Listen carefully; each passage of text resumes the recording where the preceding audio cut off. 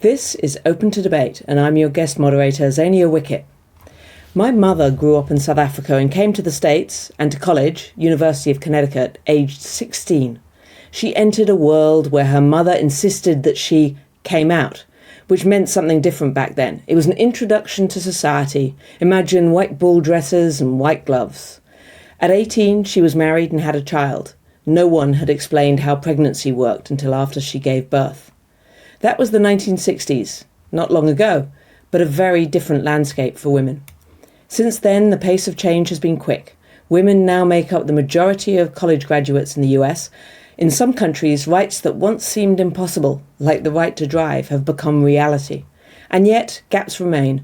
Women still earn less than men in comparable roles, and they remain underrepresented in senior positions across sectors. It is in this context that we debate the question, has feminism hurt women? Let me introduce our debaters. Arguing yes to the question, feminism has hurt women, we have Inez Stepman. Inez is a senior policy and legal analyst for Independent Women's Forum and Independent Women's Law Centre, which are organisations that focus on the economics, laws and public policies of concern to women. Inez, welcome. It's great to be here. Thank you so much. And here to argue no to the question, feminism has not hurt women, we have Dr. Wendy Walsh. Dr. Walsh has been called America's thought leader on relationships, and she hosts the Dr. Wendy Walsh Show on iHeartRadio's KFI AM 640 in LA, and the podcast Mating Matters. She was named a Time Magazine Person of the Year in 2017 for her role in the Me Too movement, and teaches psychology at California State University, Channel Islands. Wendy, welcome. Thank you. Happy to be here. Thank you both for joining us. Let's go to our opening statements. We want each of you to take a few minutes to explain your position. Inez, you're up first and you're arguing that yes, feminism has hurt women. You've got 4 minutes on the clock. Please tell us why. Yeah, as mentioned, I'm here to argue for the proposition that the feminist movement has hurt women. It's also harmed men, children, and generally been an obstacle to thriving families, which are far more important to women's sense of meaning and purpose than any of the ostensible benefits that feminism has provided. In short, according to the sociological research, feminism and the era of feminism has left women more unhappy, more alone, and I would add this, it's a little more difficult to study sociologically, but more clueless about themselves and their desires for what comprises the good life. So debates about feminism so often come down to definitions. It seems like the entire debate is sometimes wrapped up in definitions. So I want to begin with one that I hope my opponent can agree to. Quote, advocacy for the social, economic, and political equality of women. This definition is often used in dictionaries. In addition, it's the definition that Beyonce used in Flawless. So it has both a academic and a pop culture imprimatur. And I think it's broad enough to encompass the vast majority of people who would consider themselves feminist, academic, or otherwise, even if they have many disagreements on other issues. So I'll say this bluntly, but I hope by the end of this debate to have convinced you of it. I don't think that this definition is either possible or desirable. And the simple reason for that is that men and women are deeply, profoundly, biologically different, both below and above the neck.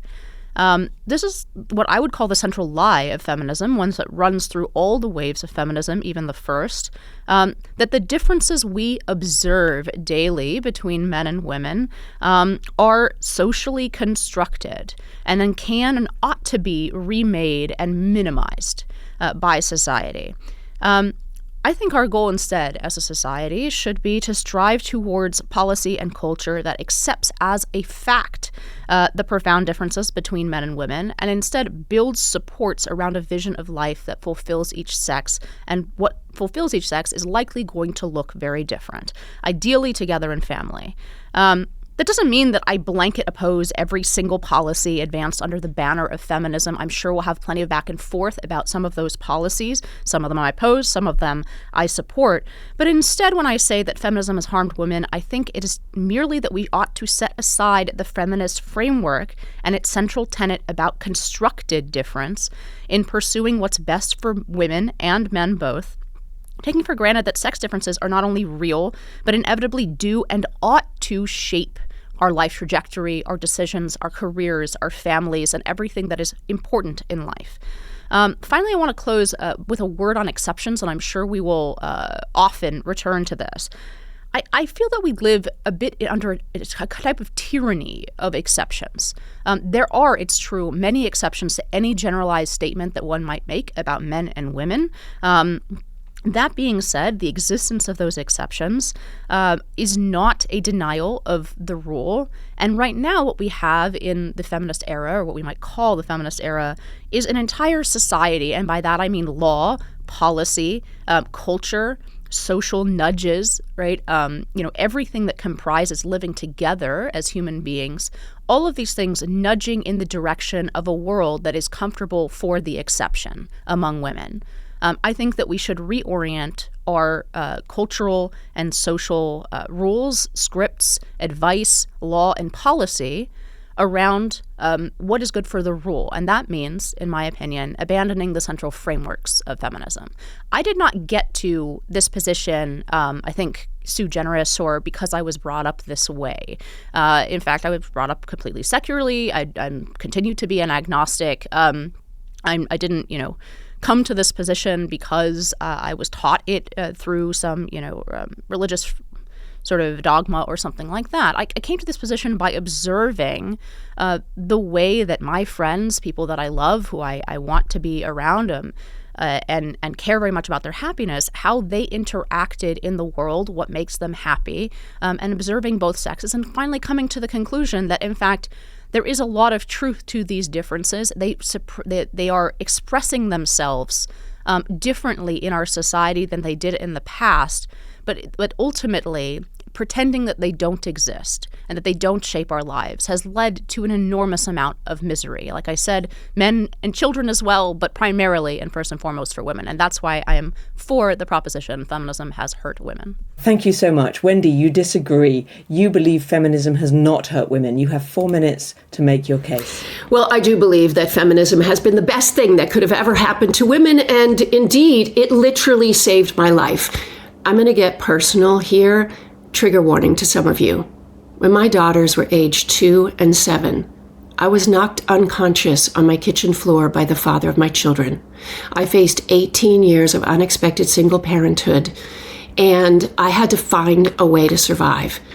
Now, had my crisis happened before some of the second wave reforms of 1974, my crisis would have been catastrophic. I would have been unable to have a bank account, a credit card, an auto loan, a mortgage without a man co-signing, a husband or father. Employers could have legally fired me or chosen not to hire me because I was a single mother. Landlords could have not given me a home, all legally. And as a survivor of domestic violence, if I called law enforcement, they simply would have said, "That's a private matter, ma'am. That's not a crime." It is due to feminism that I am here today. Let's start with first wave feminists who got us the vote so we could vote for policy members who could create protections for women. And then the second wave feminists did things like creating the Equal Pay Act that I benefited from, meaning that the job I did, I would make the same amount of money as my male colleagues. Title VII that prohibited sex discrimination at work, Title IX that afforded me an education. Because of all these reforms, I was able to have a career before I had children. Also, thanks to third wave reforms and the Equal Credit Opportunity Act, I was able to get a mortgage, and I plunked it down on a very small 3-unit apartment building. When my daughters and I fled violence, we moved into a tiny studio apartment. An asset that I owned that kept us from slipping into poverty. I should also say one of my early employers back in the day when my kids were little was CNET in San Francisco. And I was able to write into my employment contract that if they kept me away from my kids for more than 24 hours, they had to pay for my childcare. None of this would have happened without feminism. And more recently, we've seen the Me Too movement. Thanks to Tarana Burke, who founded the Me Too movement and expanded the feminist conversation to include more stories from women of color and working class women. But you have to understand, before Me Too, if a woman can complained about sexual harassment, she was shamed.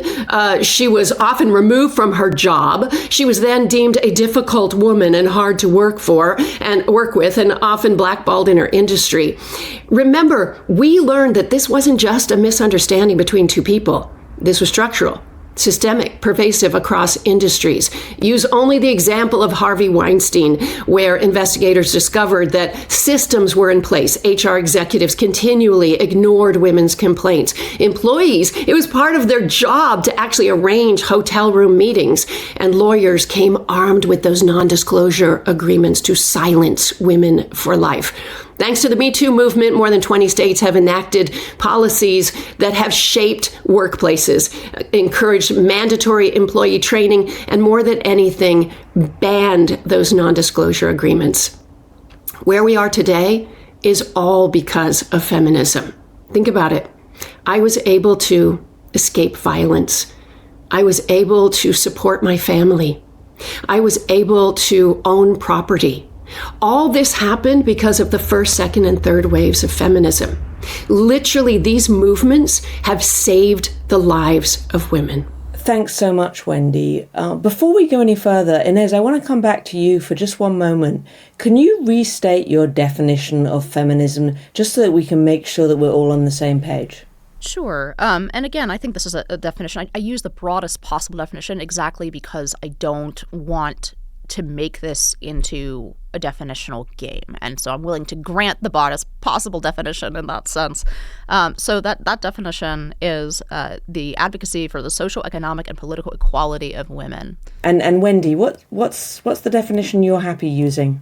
I love that definition. I'm only going to change one word, and that is protections instead of equality. Before we move on, I want to try and summarize your arguments very, very briefly. Inez, you think feminism is an obstacle to thriving families, that it's left more women unhappy and more alone. You're using a very broad definition of feminism, advocacy for the social, economic, and political equality of women. And you want to work towards a goal where policy and culture accepts the differences between men and women. Wendy, you told us about how feminism has saved your life. If I may, you were a victim of domestic violence. You wouldn't be here, your kids wouldn't have a mother were it not for the feminist movement. You were able to have a career. You were able to have comparable payments to men. You were able to get a mortgage. And of course, you believe that the Me Too movement is all down to the feminist waves that we've had before, and really engaged with women of colour and other minority groups in this conversation. So the first question I have, and this is one for the both of you, but what would you describe as being evidence for whether feminism has been a positive or a negative influence? Has it hurt women or has it harmed women? What are the specific outcomes that we should use to judge this, either of you? So I think we have quite a bit of sociological research on self-reported happiness and sense of meaning and purpose among women. And in addition, if we want to use other metrics, right, I heard a lot about, for example, the pay gap. So every time we talk about some of these metrics, I think it's important to dig into why those gaps exist, because I think it goes to the heart of the matter. When we talk about men and women getting equal pay for equal work, for example, it's pretty clear, this is even from the Obama administration's summing up of all of these pay gap studies in 2009, so a little bit out of date, but this was the largest meta study of that data. And it found that when you control for factors like number of years in the workforce, when you control for college major, when you control for hours worked, even among the category of full-time, and you control for a bunch of those factors, the pay gap virtually disappears. I do not think that in 2026 that there is some large, appetite among corporate America to discriminate on the basis of sex. That is, of course, illegal under Title VII, and I work with some of those cases, and but like that is not actually the biggest problem facing women, and I think facing us all, frankly. The biggest problem of modernity is atomization. And that is deadly as well. We know that people have higher rates of suicide, that women's rates of suicide are going up in a more sharp way than men's, although both are climbing and men have an absolute higher rate of suicide. We know that women's happiness and self-reported happiness is declining not only absolutely since 1970, but relative to men. In other words, women are becoming more unhappy faster than men are. Now, none of this, you can't attribute all of this to feminism. That's a big category, and it's hard to talk about sociological trends that way. But surely we should question whether feminism has done well for women if the ultimate outcome has been such a decline in both reported meaning and happiness. So it's happiness, it's economics, you say we're equal. Wendy, do you agree with that? What evidence would you give? Well, I agree with so many things that Inez says that I think actually the next wave of feminism is going to have to focus on motherhood and family. And as we protect women, we're going to have to protect children in that way. I think she forgets to ask the question why. She says the pay gap is there because women just aren't choosing those jobs. They're choosing nurturing, caregiving jobs that pay less. They're doing part-time work because they're raising kids as well. So why can't we have an equitable system that exists that helps support those women as well? You know, every place of employment right now is designed by patriarchy. It is designed for employees that have a wife at home. And so for women, it often gives them double duty. The problem isn't women. The problem isn't feminism. The problem is the systems that were designed for male employees who had a wife at home supporting them.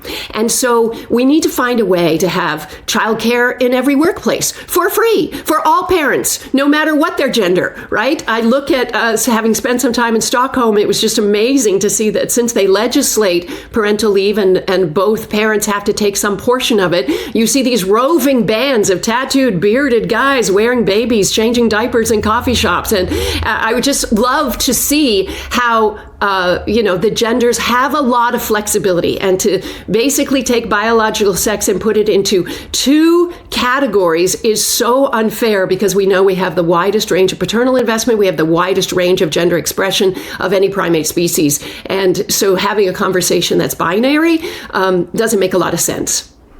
Go ahead, Inez. Go ahead. Yeah, I think this is a really good example. What Wendy just said is a really good example of the utopianism behind feminism, right? I would say that there is actually an irreducible conflict. You don't have endless numbers in the day. You cannot, and endless numbers of hours in the day. You cannot fully focus on motherhood and fully focus on a career, at least a career that is, demanding. I think that we should, where I would agree with Wendy is I think we should pursue policies that allow women flexibility. I work from home, and that allows me to spend a lot more time with my daughter. But when you move over to Stockholm, or these kind of visions of the government funding endless amounts of parental leave, or what ends up, first of all, that doesn't solve any of the issues. It turns out that the pay gap persists in Stockholm too. And in fact, in countries that are higher on the income scale and have higher quote unquote gender equality, like Sweden, they have a higher pay gap than they do in sub-Saharan Africa. Why? Because women in sub-Saharan Africa have to work. In other words, when women are rich enough to choose to be with their children, so often they choose to be with their children. Actually, those gender differences, those sex differences, they express themselves more the more freedom and choice women are given. So the problem is with that kind of utopianism, many women do not want to send their children to free daycare. They want essentially. And I think this does go to the heart of the differences, what Thomas Sowell called the conflict of visions, right? I see as a conservative, I see a irreducible conflict, a trade-off, a choice that free women will make. And I don't think that free daycare or whatever, and quite frankly, we have the data from those societies that shows that does not solve the problem. So you're talking about two things here. First, you said that the pay gap was, or the happiness was the problem, and now you're saying money is the problem. So the truth is, we want to have a flexible environment for women. I think we're agreeing on this. You, for instance, have free childcare in your home. It's you, and you're working from home, right? And so what I'm suggesting is free childcare in every workplace, that the kids are down the hall and around our feet in between meetings, which I think would be lovely. You call it utopia, and I call it a possibility. So I really think that we need to protect all parents. There are plenty of dads who are being discriminated against because they want to spend more time with their kids, because they are more nurturing. It's this idea of thinking that all women are going to choose motherhood exclusively. And let me tell you, I made so many career decisions that cost me economically so that I could put my kids first. And I'm very glad that I did that. But I also respect women who decided to plow ahead with their careers and use the village, the tribe, to help raise their kids, because that's actually more natural historically. This idea of this traditional nuclear family is a pretty new invention in our evolution, actually. And we were tribes who raised humans as groups. I just want to make one thing clear and dig a little bit. Wendy, you're talking about policy changes that you would like to see to bring a kind of more Scandinavian approach in the United States. Or benefit right? families in general in all their choices. Yeah, it's for kids. At the end of the day, what's best for kids? Inez, what's the policy change that you want? First of all, I don't agree that it's best for kids to be in institutionalized settings away from their mothers very young. And in fact, that's the reason that Sweden extends such a long maternity leave. It's because the sociological data is pretty clear that is in fact not good for children. That doesn't mean that it destroys their lives forever, or we have a kind of catastrophizing thing there, but. So I think what is happening in this discussion is all of these like costs and trade-offs of life are being pushed off in this vision into the employer. Now, that might work, and I'm in favor of it. To answer your question, I'm in favor of it where it works. There are certain jobs that don't lose anything by having flexible hours, for example. There are certain jobs that don't lose, productivity or ultimately production that actually makes money in the capitalist system that undergirds the salaries that we get. There are jobs that can be more flexible, and indeed in those cases I'm very much in favor of it. It's the reason that my organization does do everything work from home. We're very much in favor of work from home and flexibility. But what we can't do is then complain when women choose, for example, flexibility of hours, that they are being discriminated against because they don't make as much as somebody who comes into the office 50 hours a week and spends his entire life in the office. That is where I think this gets utopian. I think that the trade-offs are fine to make. And in fact, I think women will make different trade-offs in their lives without coercion because we are different. But that doesn't mean that there's nothing on the other side that you're giving up. You can't then equalize the pay scale. So one of the distinctions between the two arguments that you're making, I think, is that, and correct me if I'm wrong, but Inez, you're essentially saying we have to make trade-offs. So let women make those trade-offs themselves. And Wendy, you're saying we don't. We have to change the policy in order to make the trade-offs either ones that both men and women have to make equally, or that we don't have to make. There are ways of doing this without making trade-offs. Is that an accurate reflection broadly of where the two of you stand? Well, I also want to say that from an economic standpoint, motherhood is very important to a culture and a society, and it should be underwritten in some way, not whether it's tax benefits or whether it's direct payment. Listen, a parent's job is to raise the next generation of good employees or entrepreneurs or potentially very expensive prisoners. If we don't recognize that, if we don't find a way to underwrite that to support families, then you can't just say, well, women are choosing to work less, so they shouldn't be able to make as much. You're assuming that man who works 50 hours a week is going to take most of his paycheck and give it to a woman or to his kids. But I happen to know that, more than 25% of women become victims of domestic violence and single parents. Not all men are good dads and good husbands. Okay, so you essentially want equality amongst the sexes, Wendy. You want men and women to be treated the same. No, I want women and mothers to be protected. And yes, I think we have to recognize biological differences between the sexes and different needs. We all have different needs as employees, right? There are some employees that maybe are child-free but taking care of elderly parents. They have different needs in the workplace. We have to respect everybody's needs. So let me move us, if I may, for a second. What are you both hearing from young people? Right, from the teenagers and the 20s, what are you hearing them say they want that is different from your visions? Inez, do you want to start us off? That is different. Or the same. Because I speak we're quite changing often very fast. Go ahead. On college campuses. Yeah, I speak quite often in college campuses and often to groups of women. And I know one of the people who was going to ask a question today is Karen Lips. Her organization for campus women, and shortly after campus women, I've spoken to just a lot of girls, which is admittedly a self-selected group. But what I hear over and over again is exactly kind of contrary to the cultural message, which is that they are worried about building families. They're worried about building connection. They're worried about a catastrophic dating market. And in fact, and that's what I said about earlier about modernity, the challenge of modernity is not that individualistic framework that's being laid out here about how they can advance in their careers.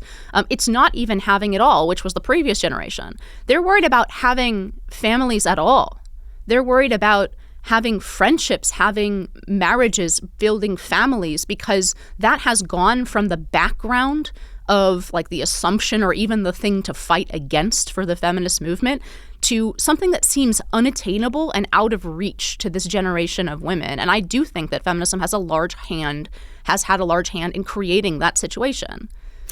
I work on a college campus. I have 1 million followers on TikTok. Many of them are young women, and I'm the mother of a 22-year-old and a 27-year-old. Inez and I agree that it is connection, it is relationships, it is getting a guy to commit that seems to be the biggest problem. But feminists didn't create this. Feminism did not create this. This was created by technology, who created a mating marketplace that seems infinite to women. Instead of these dating apps advertising how many marriages they've created, they advertise how many new potential mates might be out there. They've created a paradox of choice for many young women. Also, the sexual revolution, and Inez and I will agree with this, benefited men a whole lot more than it benefited women. And men are actually being hurt by the oversupply of sex in our current mating marketplace.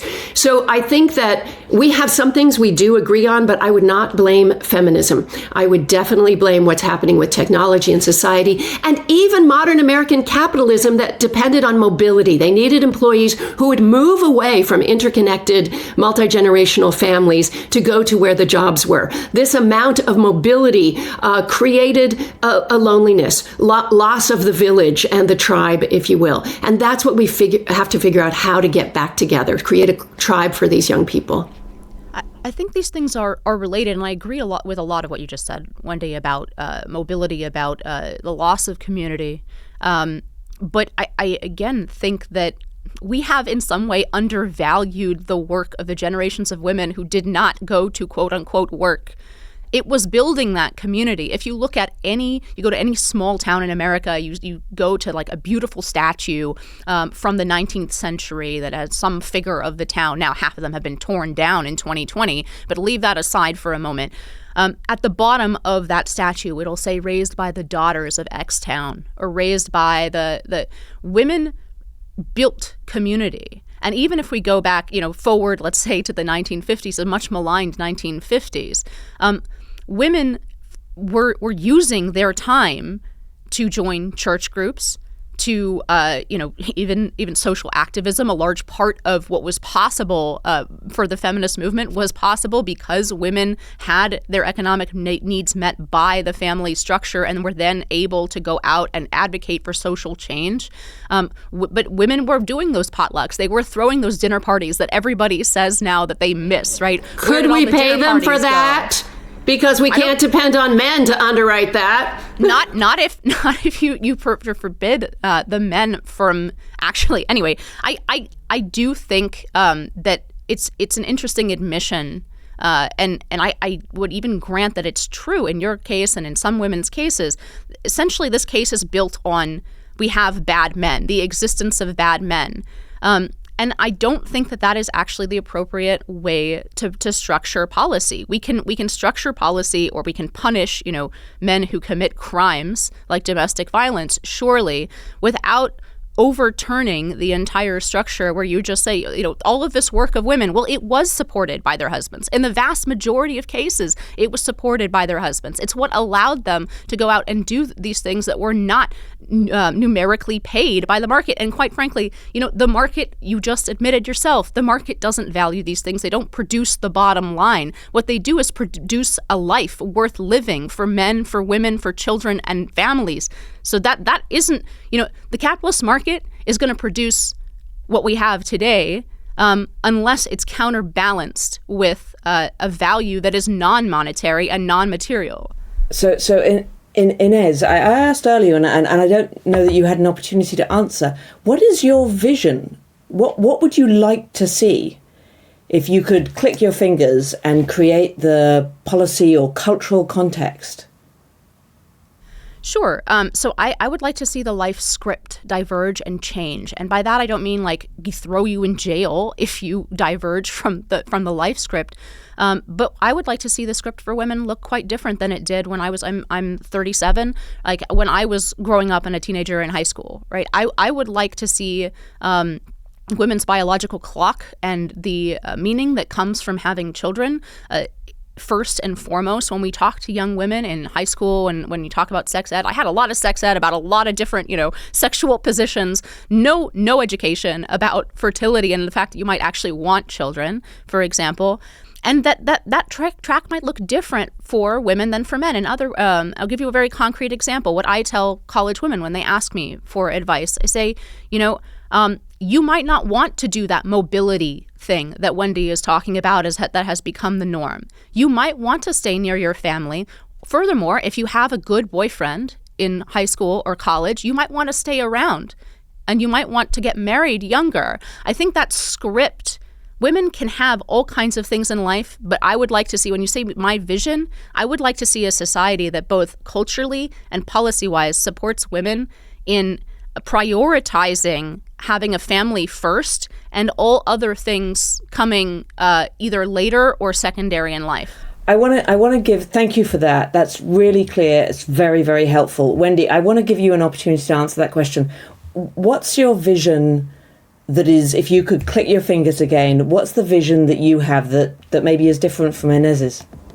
And before I answer that, I just want to say two quick things. One is I do not think all men are bad, but anthropologists have definitely determined that we have the widest range of paternal investment of any primate species. In other words, one guy's investment in his kids may be that he becomes a softball throwing, carpool driving, doting dad. And at the other end of the scale, the only investment a guy gives is a teaspoon of sperm. All right. We've got to look at that reality, just like we have to look at the reality of women being different as well. So what's the vision? My vision for the future is that we have choice and that our policy supports our choice. I would have loved to have had some help with childcare. I would have loved to have free legal services when I was a survivor of domestic violence. As a single mother, I was struggling. We know that single mothers struggle, mental health, physical health, that their kids often do work.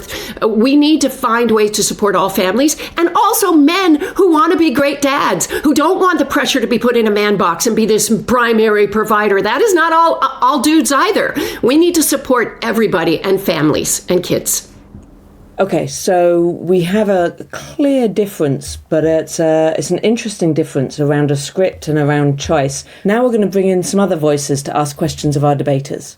First up, we have Karen Lips. She's the founder and president of the Network of Enlightened Women, a membership organisation that seeks to educate and empower conservative women to be leaders, and author of the Opportunity Feminism Substack, as well as the book You're Not Alone, The Conservative Woman's Guide to College. Karen, please come in with your question. Wonderful. Well, thank you for having me here and for hosting this important discussion. I've argued for a new version of feminism, opportunity feminism, which seeks to maximize freedom for women to build the meaningful lives in the best way that they see fit. I appreciate Inez talking about meaning so much in this debate so far. One thing you all haven't touched as much on is the lack of intellectual diversity and acceptance of people who think differently in feminism.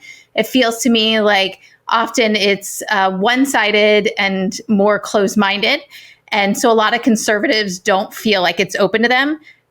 Do you think conservatives should embrace modern feminism or accept a new version of feminism? And Wendy, how can modern feminists be more open to all women?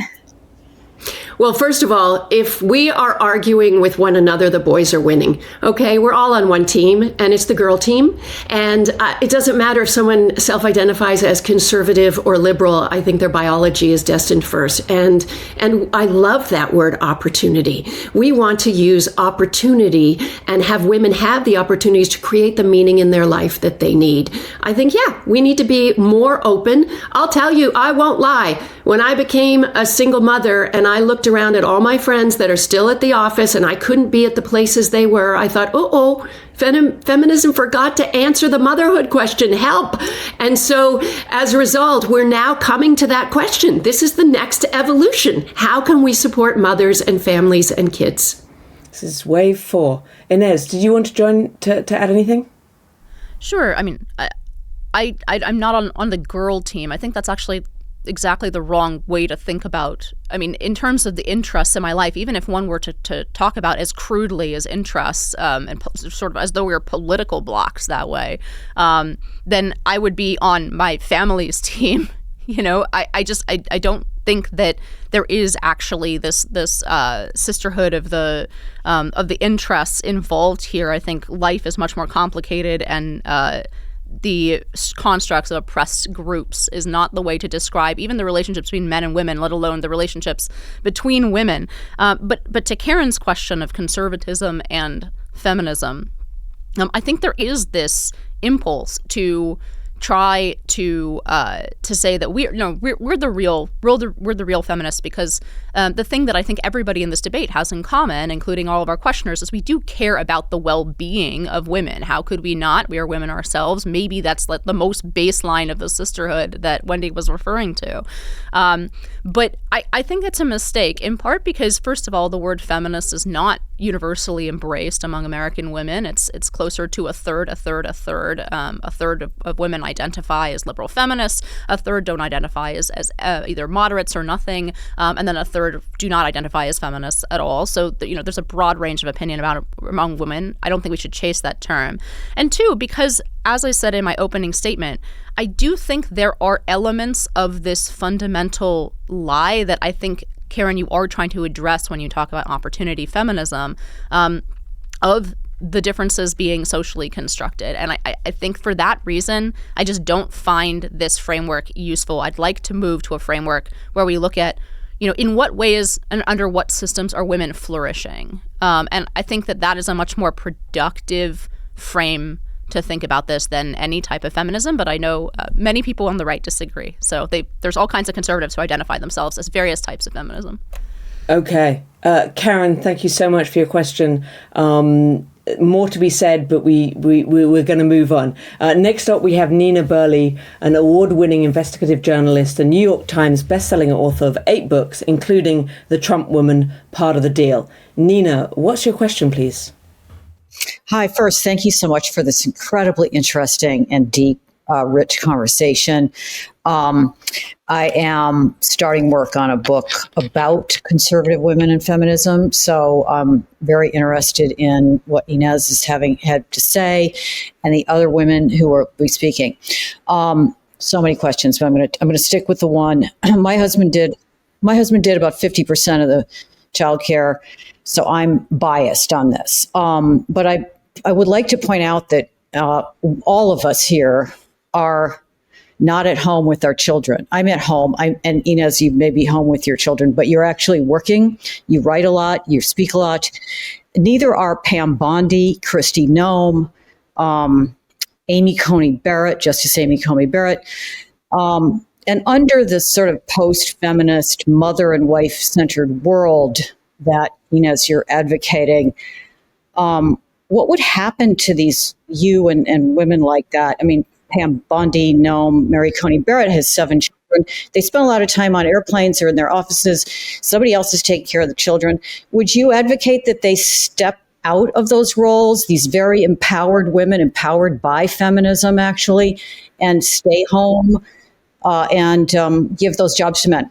So 3 things. One, this is the old charge that was leveled against Phyllis Schlafly, right? Every time a woman speaks out against the feminist, liberal feminism idea, even if the way that Karen did is a variety of feminism or an objection, right? The charge is that, in fact, instead of raising your voice in this way, you should be, it's hypocritical for you to do this. You should be at home. I would give 2 answers to that question. One, when you talk about stepping out of those roles, I think the past is not the iron trap that you're making it out to be.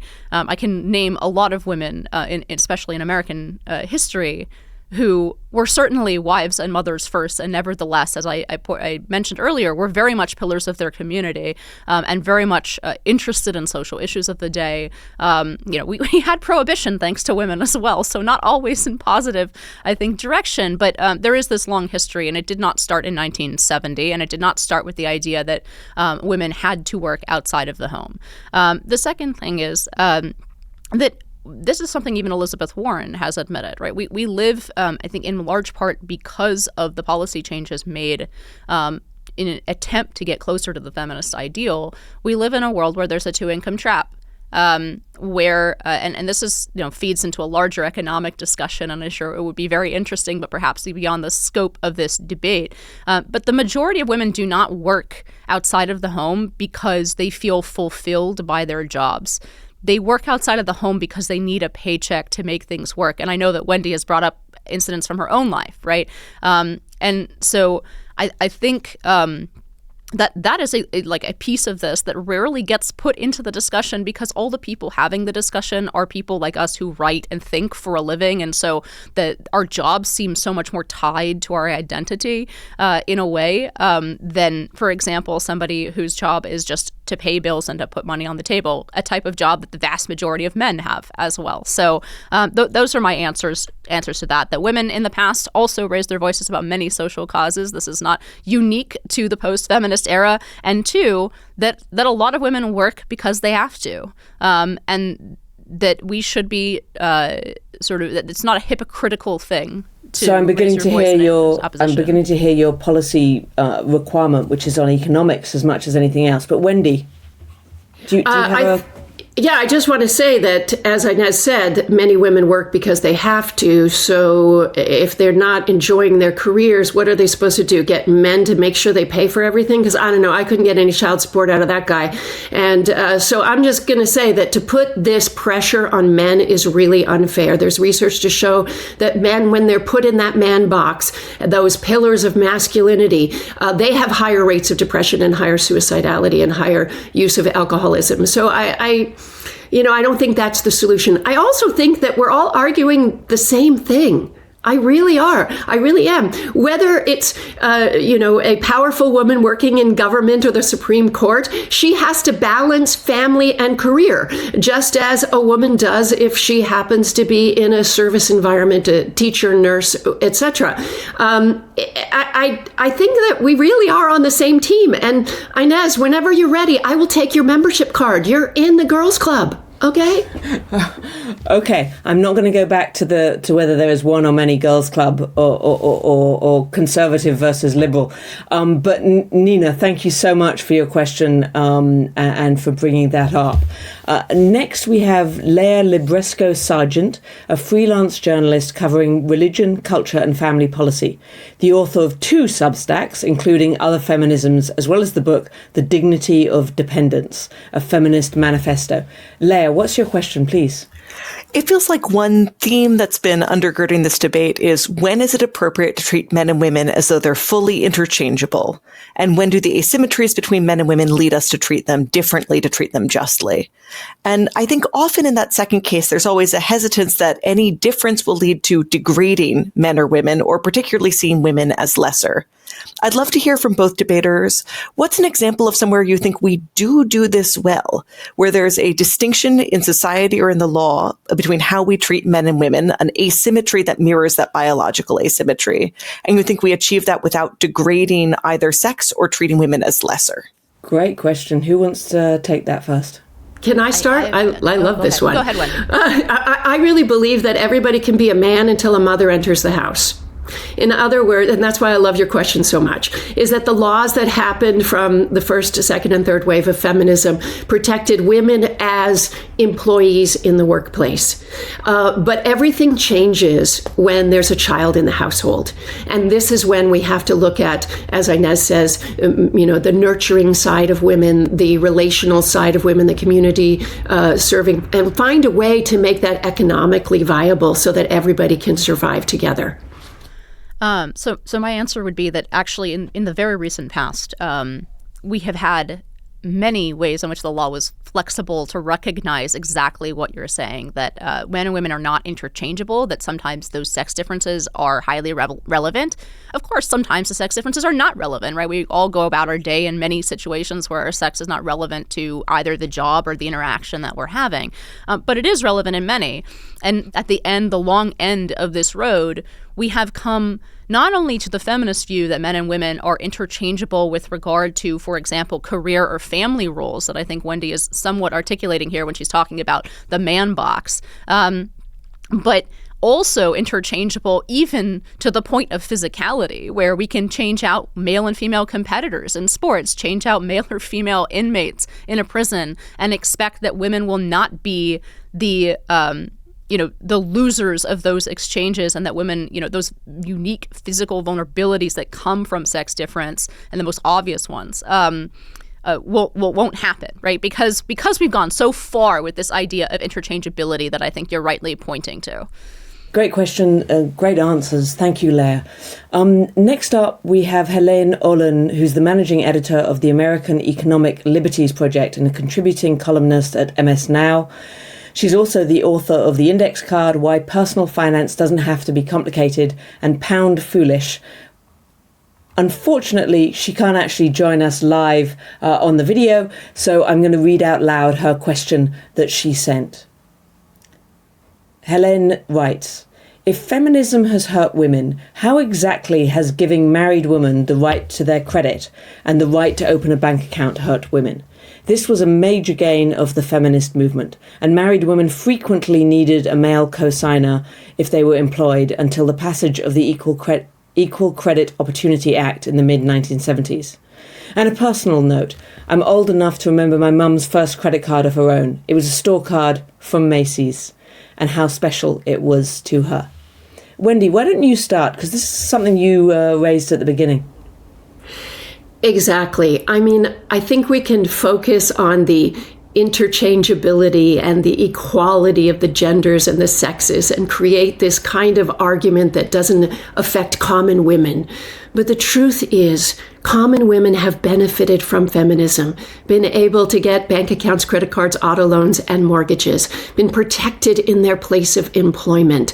I think that we have come so far because of feminism. But as I've said, the need now is to support mothers. Now, also, let's not forget that throughout the history of the human species, 20% of women do not biologically reproduce. We have to respect that as well. The fact that not every woman will become a mother, but that we have to understand that there are unique needs of all employees. And right now, the workplace is structured in a very old-fashioned patriotic way for male employees. So this is a fantastic example, in my view, of how we reduce the past to this kind of oppressor-oppressed narrative between men and women. The reason that women couldn't co-sign credit cards without a man is because either her father or her husband was responsible for her debts. And in fact, that was still true even if she divorced him. So in 19th century America, even if a woman divorced the man, which was very, very rare at that time, he was still responsible for her debts. Now, I'm not saying, this is what I meant in the beginning when I say, like, I'm not opposed to every single one of these policies. I'm fine with women having credit cards. But to go backwards in the past and to frame that as though it were an oppression against women, yes, it restricted women's freedom, but it also restricted men's freedom, because they were assumed by the law to essentially be responsible for the debts of the women in their lives, and up to and including going to debtor's prison for it. So I think it's a really excellent example of how we flatten the relationships between men and women in the past into this oppressor-oppressed dynamic, and then use it as evidence for the fact that we need more feminist policy. And finally, I would just end with this note that is simply true. Women have disproportionate credit card debt today. They have disproportionate student loan debt. They have disproportionate credit card debt. There may very well be some differences when it comes to men and women and how responsibly we use our credit cards. I include myself in this. I am not good about keeping my credit card balance down. And then finally, in terms of the environment of the workplace, quite frankly, I think it's ludicrous to call the environment as governed by Title VII today patriarchal in the workplace.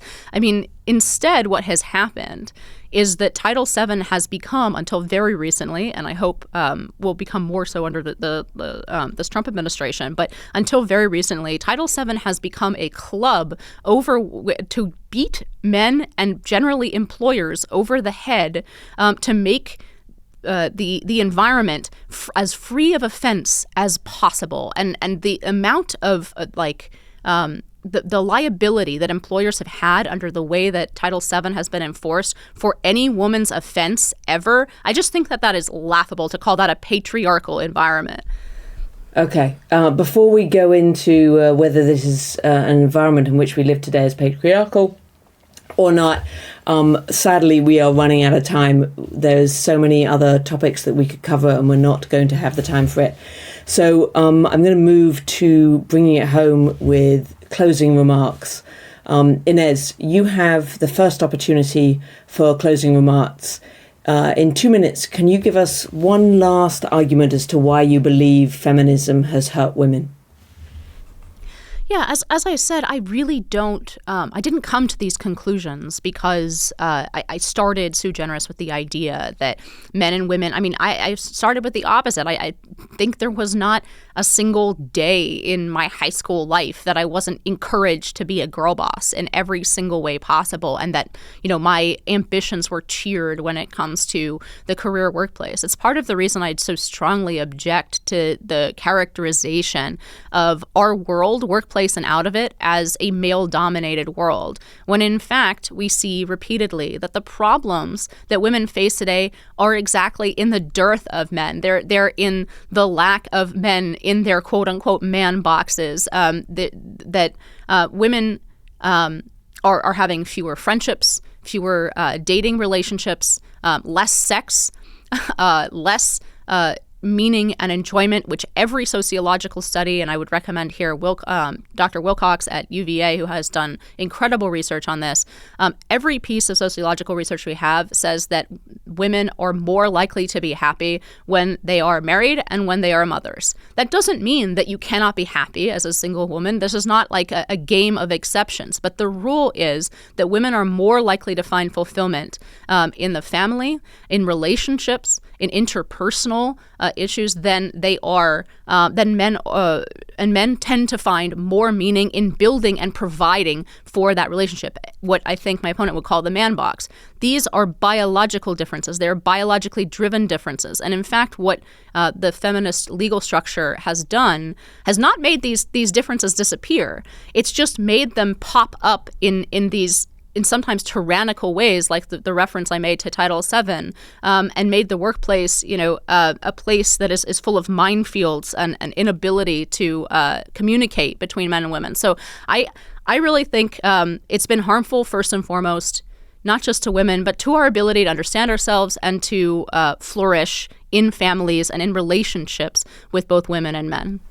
Inez, thank you so much. And now, Wendy, you have the final word here in this debate. Convince us again why feminism has not hurt women. I'll begin by saying that, Inez, I'm sorry that you used yourself anecdotally to say that women can't handle credit. I'll be happy to give you some financial advice. I have a credit rating in the 800s and I'm a woman. So I just want to say that we are not seeing feminism having created this terrible divide between men and women. The truth is, when you take a binary idea of an XX chromosome and an XY chromosome and call them male and female, you discount the more than 70 different recognized formations of those sex chromosomes. Gender, biologically, is a scale. We know that. We know there are many people that do not fall into one or the other, and their needs, desires, loves, and happiness and their ability to flourish don't fall into one of those categories. What we're seeing right now with the unhappiness between men and women and their dating and mating lifestyle doesn't have to do with feminism. It has to do with a mating system collapse. It has to do with the problems with technology and the mating marketplace becoming app-based. It has to do with the fact that we are not teaching relationship literacy. We are not teaching those important relationship skills to our young people. Sure, we talked sex education, but we didn't teach about attachment and the science of love. And we do need to increase our institutions to allow young people to be able to have affordable housing, to have stable jobs so that they can build families. Most of the reasons why young people are saying that they can't get out of their situationships and they can't form a family and have a commitment is because they have the chaos of not knowing where they're going, living in the gig economy, unable to afford their house and not having stable employment. So I don't want to blame feminism. I actually believe that us human beings, no matter where we land on the gender scale, are all just people trying to flourish, trying to find meaning, trying to procreate, trying to find happiness. And in that sense, we are all on the same team. Thank you, Wendy. Thank you, Inez. And that concludes our debate. I'd like to thank our debaters, Dr. Wendy Walsh and Inez Stepman. We so appreciate you showing up and approaching this debate with an open mind and bringing your thoughtful disagreement to the table. In short, you're being open to debate. Thank you both for being here for what is an incredibly important conversation. I'd also like to thank our questioners for bringing their expertise to the table. Thank you, Karen, Leah, Nina, and Helene. And finally, a big thank you to you, the audience, for tuning into this episode of Open to Debate.